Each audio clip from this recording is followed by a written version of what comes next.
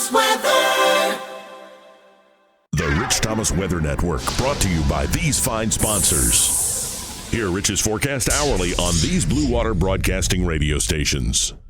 Hey, good morning, everybody. On this Friday morning, it is the 9th day of October. Rich here at 3:41 a.m., and the latest information from the National Hurricane Center is coming in now on powerful and extremely dangerous Hurricane Delta, a large hurricane which is going to be coming ashore in just a few hours along the Louisiana coast in roughly the same area as powerful Category 4 Laura 5 weeks ago. My heart bleeds. I just can't process the enormity of this tragedy. And by the way, since it's a larger hurricane, the effects are going to be far-reaching, hundreds of miles away, even into Alabama. I'm particularly worried about some of the effects we could see tomorrow. For instance, I'm more worried about tropical tornadoes with Delta than I was with Sally.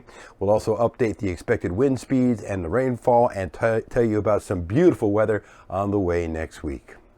Powerful Delta looking very impressive, dominating much of the central and western Gulf of Mexico right now and moving north at 12 miles per hour, about 200 miles from Cameron, Louisiana.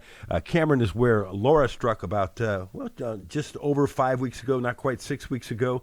So this center may have come across just a little east of there, perhaps, but still there could be 110 mile an hour wind gusts even in the Lake Charles area. Unfortunately, unbelievable after the damage that is still present there.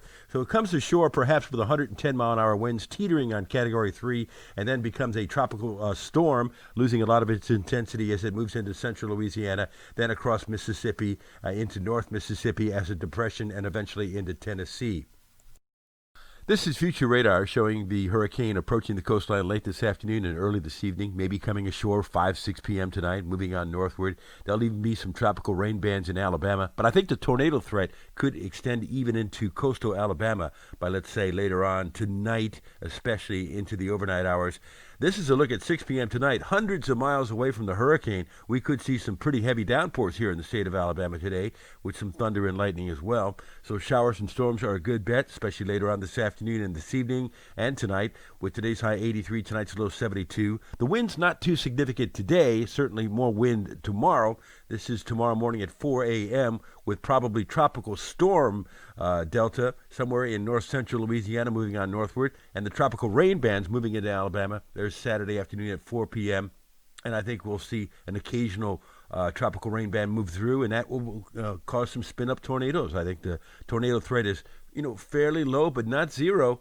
I think there'll be some tornado warnings in Alabama tomorrow, and they can do a lot of damage in some cases. They're quick. They're very quick tornadoes, but from 1 to 9 p.m., I would say would be the main threat. Here's a snapshot at 7 p.m. Saturday. Boy, that's some nice little looking tropical rain bands coming through the area with some locally heavy downpours, and again, some of those will start to rotate and drop tornadoes. I think the wind speeds won't be as high as Sally. We had 40, 45 miles per hour with Sally, but I think this is more like a 25 to 30 mile an hour wind threat, especially later on Saturday afternoon into Saturday evening. Here's Sunday morning at 4 o'clock with the center of Delta somewhere in north central Mississippi and still some tropical rain bands affecting Alabama. So I took the rain chances up higher Sunday to at least 50%, and we'll have to re-examine that. Rainfall potential, not much in southeast Alabama, maybe a half an inch to an inch. Then 1 to 2 inches here in central Alabama, 2 to 4 inches in the western and northwestern counties. And then as you get closer to the Mississippi border, the rain chances really start to pick up. Monday, Columbus Day. Do some people still have Columbus Day off? It's going to be beautiful. Lots of sunshine, lower humidity, and a cool Tuesday morning, but just a beautiful day. So after Delta passes, some really nice air comes in. A chilly Wednesday morning. You'll need a jacket, but a spectacular day ahead. So some great weather to look forward to. So I've got the rain chances very high Saturday, and I had to take them higher on Sunday with highs in the lower 80s. And then on Monday, Tuesday, and Wednesday, just a spectacular string of days. Look at those morning lows, 60 on Tuesday, maybe upper 50s on Wednesday. We like that. Hey, our weather app, do you have it on your phone or tablet? It's going to be very, very handy, especially tomorrow when there'll be some spin-up tornadoes. You'll get instant push notifications for severe weather alerts. Plus, all my vlog updates are on the weather app as well. Go to the App Store. It's free. Just search Rich Thomas Weather. So another powerful hurricane about to cross the U.S. coastline. Again, it's just unbelievable how many we have seen so far this season. I think this will be the 10th landfalling storm which is a record that goes back to about 1916. So it did happen one other time. All right, and by the way, tomorrow is the anniversary of a hurricane named Michael, Category 5, that changed Northwest Florida forever. That happened 2 years ago. Live on the radio this morning from 6 to 9, News Talk 93.1. Meteorologist Ryan Stinnett and I will be talking about the storm on TV on Channel 8 and Channel 32 this morning.